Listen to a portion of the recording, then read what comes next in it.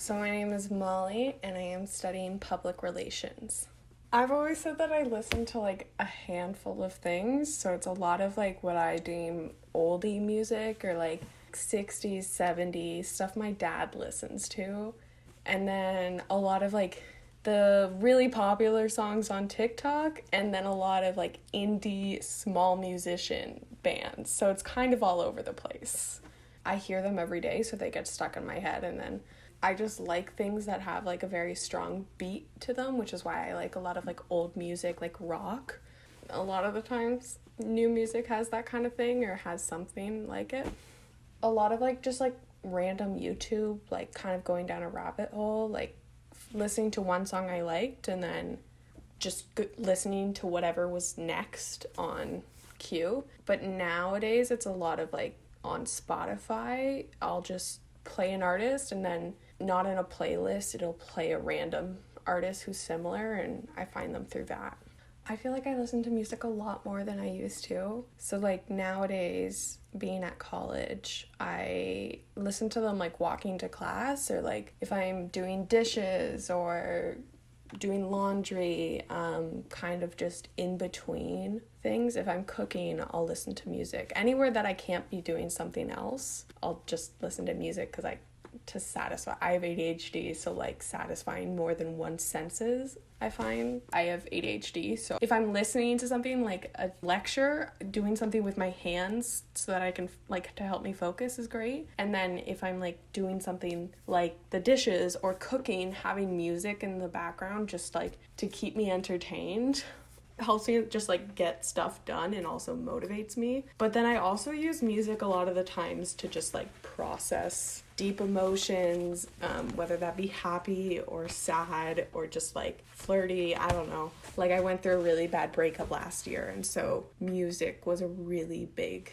way of how I got through that, and just listening to artist songs. And I have so many songs that carry a special meaning to me. More specifically lately, I worked at a summer camp, and I attended a summer camp for 5 years as a camper. Last week we found out that the camp was closing its doors forever. And so all of those songs like Bohemian Rhapsody, Dance Yourself Clean, Iowa, The Babysitter by like Dar Williams. There's so many songs that I like first heard there, or that was like a camp classic song where everyone would be getting up on their chairs and like singing along to, or just like we would always sing at the last night or some stuff like that, where it's just like now I can't listen to it, otherwise I'll cry or something like that. Music has always been a huge part of my family. Like growing up, our house was like always playing music.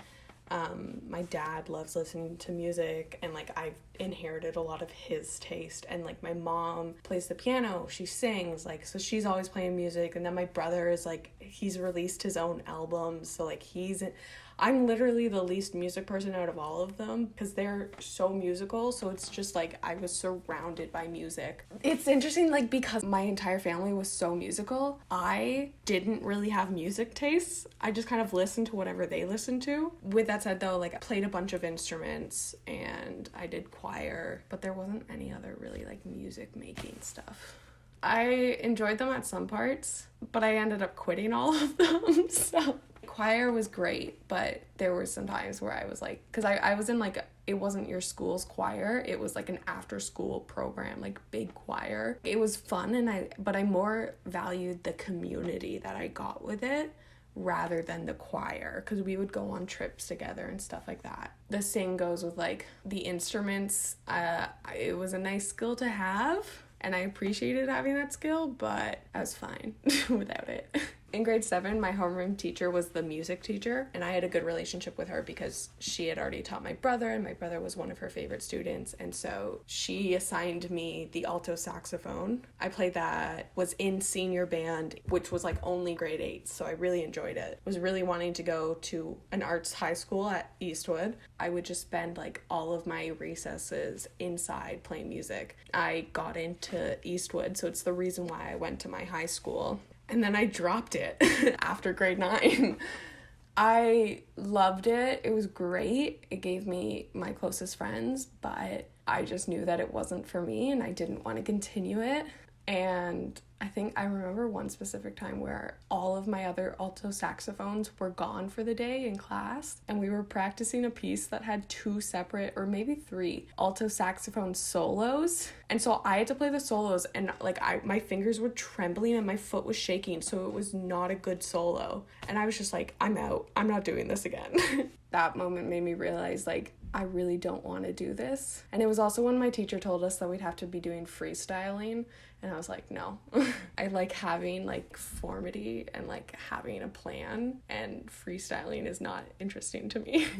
The choir that I was a part of was really intense, and we would have like a half an hour before we actually started the choir practice where we would have to be doing like sight reading and pitch matching. And then we would do like 2 hours of choir, and I did that once a week for like 2 or 3 years, I think.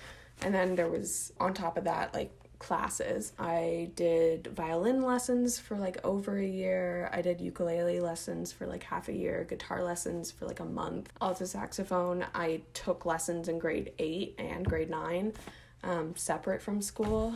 And then again, like just living in my house, my mom would try and teach me piano, or we had a piano. And so sometimes I would just go and sit down and try and like figure it out. I've really been able to sight read since like kindergarten. I think I was too young to get anything out of them. Like I could say that they taught me what I didn't want to do. I'm glad that I know how to sight read, and I'm really glad that I also pretty good at pitch matching, and I have like the basic like singing skills, so like I'm not terrible at that. And so I'm glad I got those experiences, but I don't know if there was any like deep lessons I learned from them. I play ukulele a lot. I just really like it. I picked it up when I was in like 4 or 5, and then I stopped it for a bit, and then I started again in like grade 8. And I've just been playing it since, and I have like a tenor uke now. I'm still very insecure about my ukulele playing, but I've been playing it for a while. And I think it's because I have family members who are very talented in terms of the music. And then I went to an arts high school that had programs with really talented people in them. It's a bit of imposter syndrome. In some ways, like music, it really, I think it's in a sense therapeutic. It really does help process emotions, and I might not have processed them as quickly without music. My name is Sam Hiemstra, and I'm currently a server at a restaurant, and I'm also a volunteer coordinator for a local political candidate. I try to listen to a lot of queer LGBTQ artists, if I can, but I tend to stick to a lot of indie folk and some slower pop. Anything that's kind of funky and that Spotify recommends to me is usually what I go for. Not usually into the big top 40 hits, but I don't mind listening to them. They're pretty good too. I feel like they give a unique perspective in their lyrics and in their general appeal and vibe to the songs that they give out. I also notice a lot of more gender inclusive pronouns when they're talking and singing. So it's nice to hear stuff like that being included. It's not just about a man or a woman. It's about anyone and all people in between.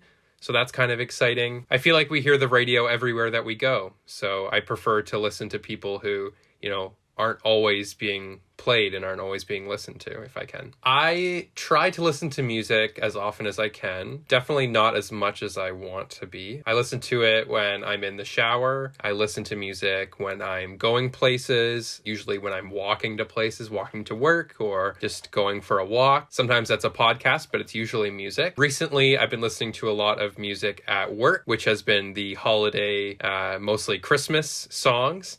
So that's kind of become a part of my life now. But other than that, usually just with my AirPods in my bedroom with Spotify. I guess music for me is kind of like a distraction. It's something that I can relate to people about and talk to people about, but also I tend to hold on to it for myself. I think it's just kind of something that's always there. I haven't really thought about music that, serves one particular need or one particular want that I have. It's kind of just always around me. It's probably it is in the shows that I watch and the content that I consume. So even when I'm not specifically looking to listen to music, I feel like it's in in and around me, and it kind of shapes me in a lot of different ways. It makes me look at things differently. It makes me look at people differently as well. And I think that for a lot of people, music is kind of connected to their identity. I'm not sure if you've seen the recent TikTok trend where people just go up to random people and ask them what they're listening to, like make them take out their AirPod or their earbuds and ask them what they're listening to. I think that stuff is kind of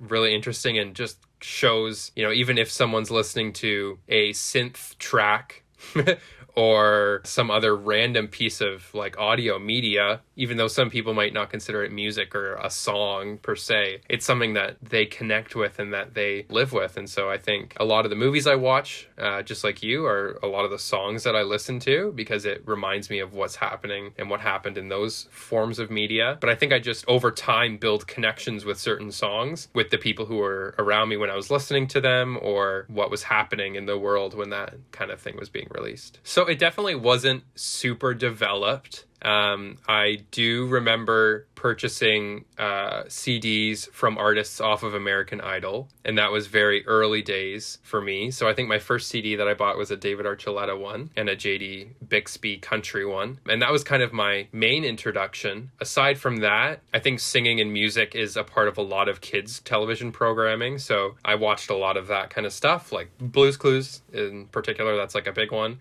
but I think all kinds of kids shows kind of highlight that. I guess we did get a bit of our music history and love from our parents as well. So a lot of Nora Jones from Dad. We listened to Moxie Fruvis and a bunch of other kind of strange indie Canadian artists and bands and groups, which was a lot of fun. But I can definitely say it's grown a lot since then. And I think the more that I've gotten to know people and people's music tastes and choices, I've kind of based it off of that and helped it to develop my own sense of music style and taste. So I listen to what I would kind of refer to as a lot of like coming of age type of music.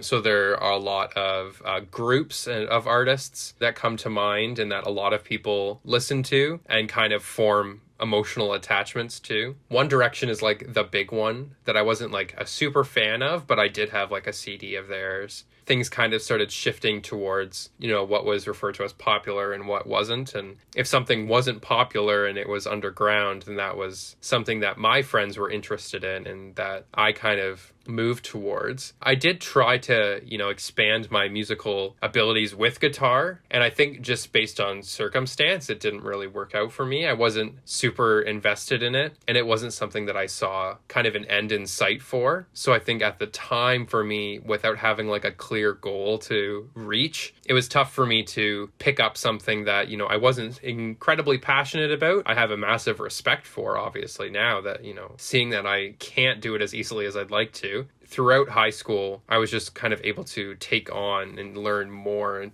different genres and different areas from the people that I met. So it's definitely shaped up a lot since then. I was lucky enough in grades 7 and 8, middle school band. And so originally in that classroom setting, I was really fixated on playing the saxophone. I used to like collect and had a bunch of saxophone music from like garage sales and things. I always had it in the back of my mind that I would want to play the saxophone one day. And when we got to class, as I'm sure you're aware, it's like a very popular instrument for people to want to play. And so I was kind of the nice guy and then offered to play the tuba, which is something that the teacher needed to be for our orchestra. So I did take the tuba home a couple of different times and I took home the euphonium. So I was able to practice that and we did do some performances, a couple different places, which was nice. But for me, I don't know if I was able to ever kind of connect that final piece from like a single person in an orchestra. It was just like a very interesting setting compared to everything else that I was doing. And I guess it's the same, like you can talk about like your choir practice and stuff. It's interesting to be a part of like a big group event, something like that. I do have a vivid memory of playing Also Sprach Zarathustra at Canada's Wonderland. And for those who don't know, that first note is a very long one that starts out most famously in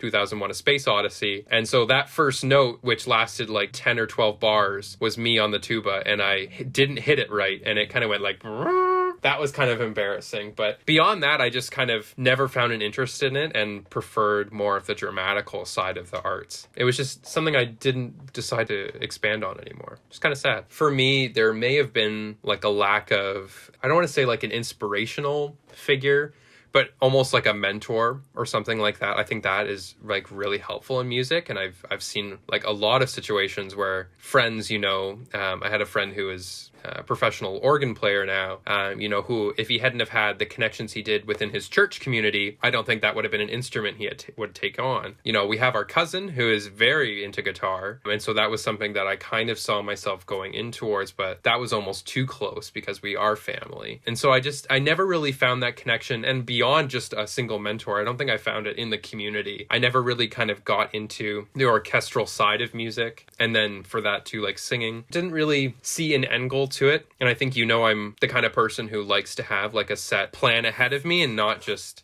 practicing something for the sake of practicing something. I like to have a start, beginning, and end to things. So for me, I think just the abstractness of music kind of troubled me in sticking with it, because there's so much that you can do and it's like such a huge field and it's all controlled by you. And it was just kind of like very daunting, I think. So I didn't really have someone pushing me to keep going for it post school. One that I can think of would be the song called Heaven by Troye Sivan. And so that song came out in 2016. So I was in high school. That would have been the year before I graduated. And I had tickets for the concert that he was going to be doing in Toronto. So I had a couple other friends that I was planning on going with, but it kind of worked out in the end that I was the only one with a VIP ticket. So I was kind of alone at the front of this concert. And this was kind of before he had blown up to the extent that he is now in his fame. So it was a very small venue, and it was one of those moments where you could kind of connect with the artist. And because I was a rather tall person at a concert kind of designed for preteen girls and gay teenagers, it was a very special moment. The lyrics themselves basically say, if I'm losing a piece of me, maybe I don't want heaven, or maybe I won't get into heaven. And so it's this idea of grasping with your identity against those of other people's and what their beliefs are. And that was just something that I was interested in high school. I never had any strong outward emotions, I think, that I displayed. I think it was more of like an internal battle, but it was one of those moments where you heard your own feelings articulated by someone else. And to hear him go through that too, I was like, oh my gosh, like this is something bigger than me. And,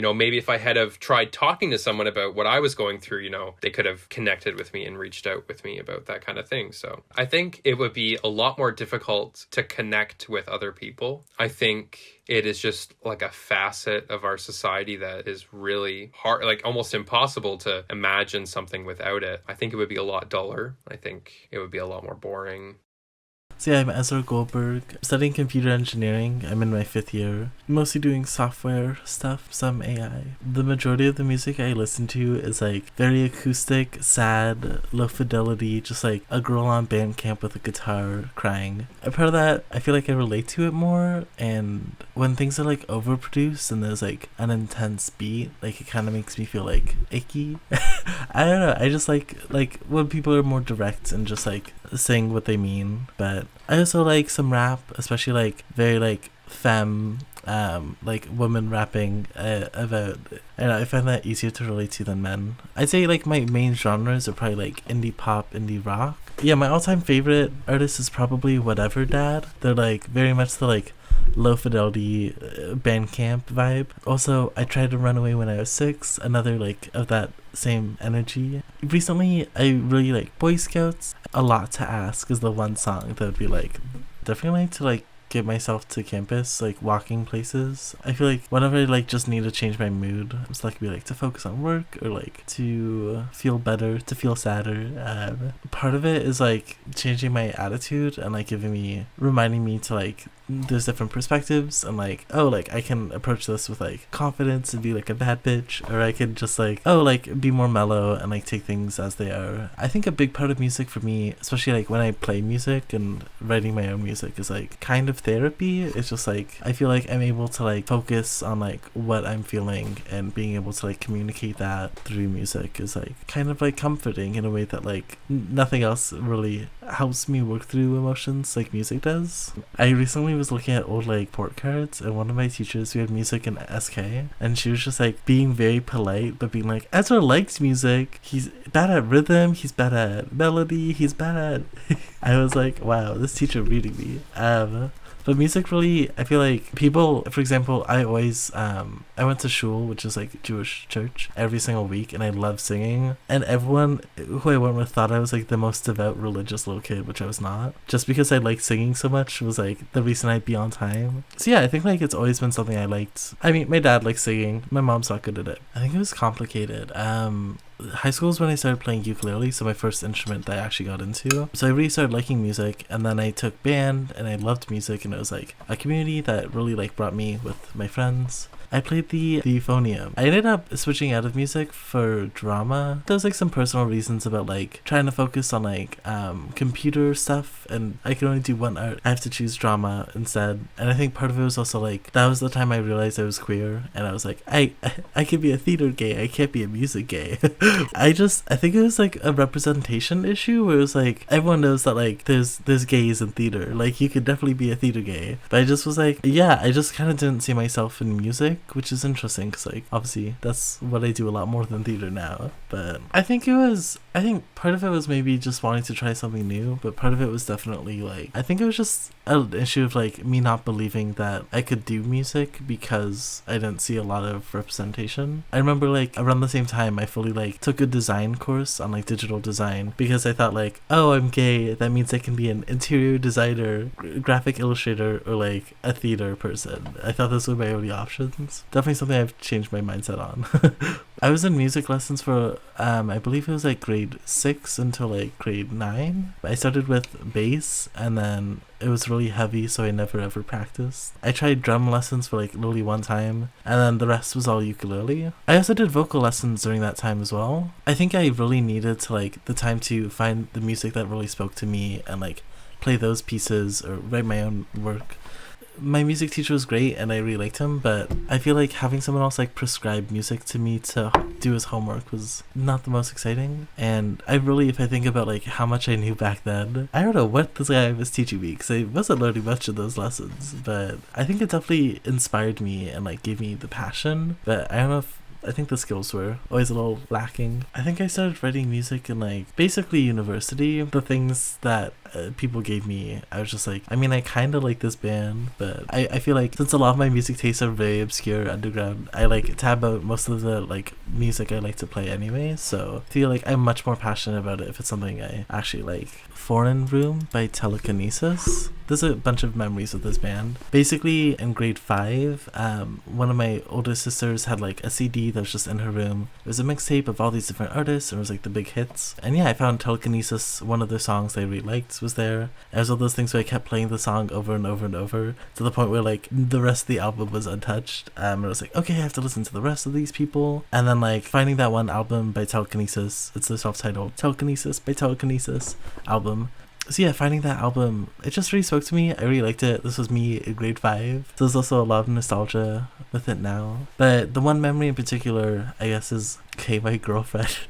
Back when in grade 6 at camp, it was a 1 month relationship, but she played piano and I showed her the song, and then she kind of started like sounding out the like chords on the piano. She was like really good at it, and it was something that like I think it was the first time someone ever like played a song for me with like, I don't know, someone like listened to the music I liked and kind of met me where I was at, was just as interested as I was. I think it's also like a really beautiful song and kind of makes you just think about like life through like kind of like zooming out of my own perspective and just being like, okay, like objectively here's what's happening and it's not that bad. I think I'd find passion through other art forms. I wish I did more visual art. I wish I did more acting. And I think like without music, I would have been drawn to one of those two. Like I said before, music is like therapy almost, which I don't want to say that to minimize the actual impacts of therapy, which is great. But I do feel like I need like other coping mechanisms. And hopefully I'll be able to find them. But music was just something that always really spoke to me.